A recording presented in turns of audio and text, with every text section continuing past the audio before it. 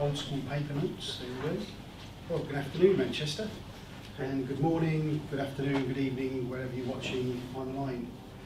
My name is Knott. I'm the Development Director at Nequinox Studios. We're a AAA co-dev company based in Hyde, just outside of Manchester. Thanks for coming to my talk. It's always great to be the first one on gig, isn't it? Warm-up act for the real comedians. Sorry. But I'm sure you'll get to hear Clarice, Holly, and Carl talk about their experiences in games, and they're going to give you lots of great insight. I would like to first start by giving you a little bit of context around my talk, a little bit about me. I've been working in the entertainment industry for about 23 years. I've worked in TV, film, music, interactive exhibitions, toys and games, and now video games. For the last 3 years, I've been helping Nequinox grow the studio. I've had an affinity with gaming ever since I had my first computer, a Spectrum 16K. I played on my own with my dad, with my friends, and over the years continued to do that with my Mega Drive, my Game Boy, my Xbox, my PS1, my PS4, the Switch, and so on. I've been passionate about play since I took a psychometric test at school, age 14, where my top result was toy designer. When I went to art school, I found playfulness in my work. And this is my most prized piece. These were pieces of jelly heads sculpted in my own likeness. Visitors were invited to jump on pressure pads to activate wobbling mechanisms underneath them. It was very interactive. In fact, people broke them. I believe in the fundamental human right to play, and that every soul should have access to it. Games are an extraordinary art form, a unique juxtaposition of colour, form, interaction and story. So it's hardly surprising that the dedication we show to the games we make perhaps explain a little as to why a concept like crunch emerged. For us to make games that matter, push the envelope and deliver on our promises to players, we need to make these games in the same atmosphere which we are trying to create. And I think the provenance of gaming is definitely something which I'm seeing becoming more important to our players. So this is about creating resilience, or building resilience in your team. However big, small your team is, whether you've got a gazillion people at Cloud Imperium, or 28 at Nequinox, or 2 in your micro team, you're going to need to build some resilience in your workforce. So these are my 10 tips, my 10 maxims to power resilience in your team. So the first one is develop a vision and values. Do it collaboratively. Get people invested in what you're doing. Create a culture that values open communication, collaboration and mutual support. Revisit it from time to time. You can change your mind, it's allowed. But repetition creates good habits. So the more you talk about it, the more you challenge it, the more you're going to believe it. So keep going with it, keep living your values. Give clear expectations for each other. Clarity provides focus. And that can help every single relationship in your business, in your team. When individuals have a clear understanding of what's expected of them, it helps them stay focused and motivated, even in the face of obstacles. Learn together. So I have a phrase that those that learn together earn together, and it creates a great feeling when you have a shared understanding about something and you've gone through that process. And professional development of each other, you can help each other along with that. And be adaptable. So learn new things. Ask questions of your colleagues that perhaps they might not have heard before. Well-being, don't crunch goes without saying. Don't burn your people out. They won't forgive you for it. Be flexible with them. Give them the ability to manage their own time. If they're struggling with it, give them some help. And encourage a healthy lifestyle. You know, these are common things that happen in the games industry. We're probably going to have some nice pizza tonight.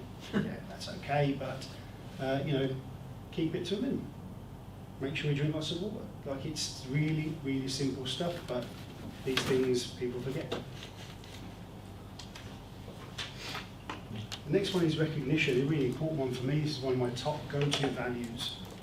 If you don't recognise the people you're working with as your equals, if you don't acknowledge where they've been in their lives and they've probably treaded some boards that you haven't, you've got to recognise each other's accomplishments and celebrate them. You know, the people in this room, I've no doubt, are very talented, and that should be celebrated. And you should celebrate that with your team. A joint celebration is fantastic. If some people are nervous about doing that publicly, do it privately. Don't let them hang. Don't be worried about saying, putting them to one side and say, you did a great job, thanks. You know, I won't embarrass you in front of everybody else.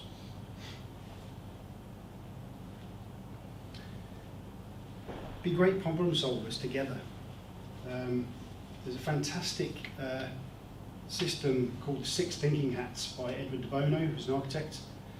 And it creates a moment where you can, without judgment, solve problems together. Without judgment, without argument. It, in fact, turns you into a body of a computer. So you're all thinking along the same lines. I definitely recommend that book. And own it. Own the problem.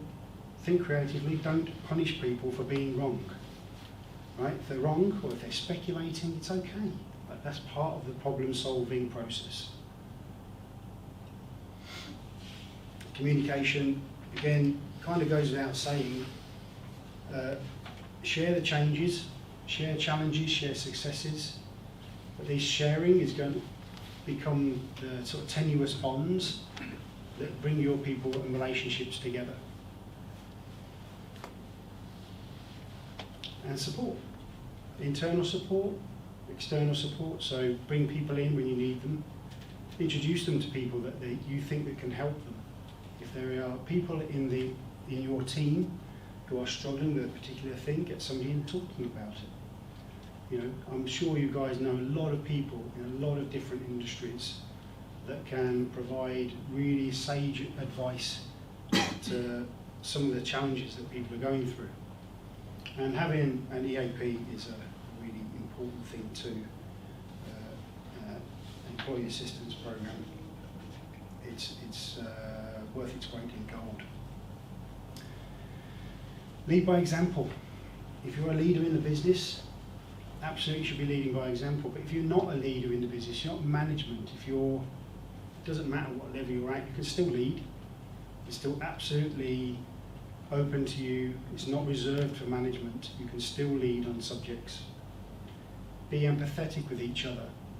You don't know what else is going on in people's lives. And actually, the more empathy that you can show people, it's probably more likely they're going to share that with you.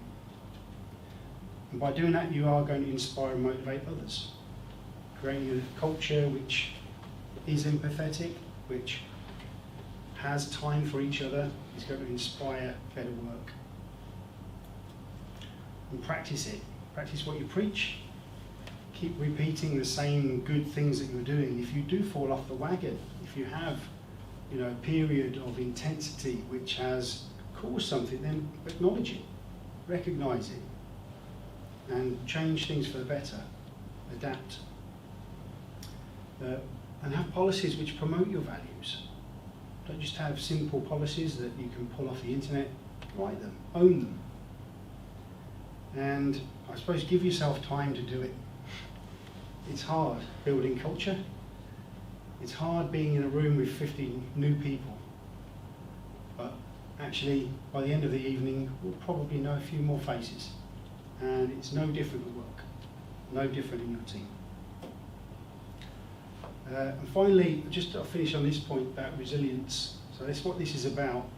Those combination of things create this resilience, and resilience is a muscle. It can be stretched and strengthened, but it can be torn. So if you don't look after your team, if you decide that you want to try to crunch, you want to do these things, you're going to have to help stretch that muscle, and it will not stretch that far. So you have to keep your team, you have to look after your team, but that's not to say that you can't challenge your team. That's absolutely cool. The brilliance in this room alone and everybody out there in the games industry means that there is no obstacle it can't overcome. But it has to be done by people at the end of the day, and only through building some resilience in your culture and powering your team with the resilience that you've built will you get it done. That's the end of my talk.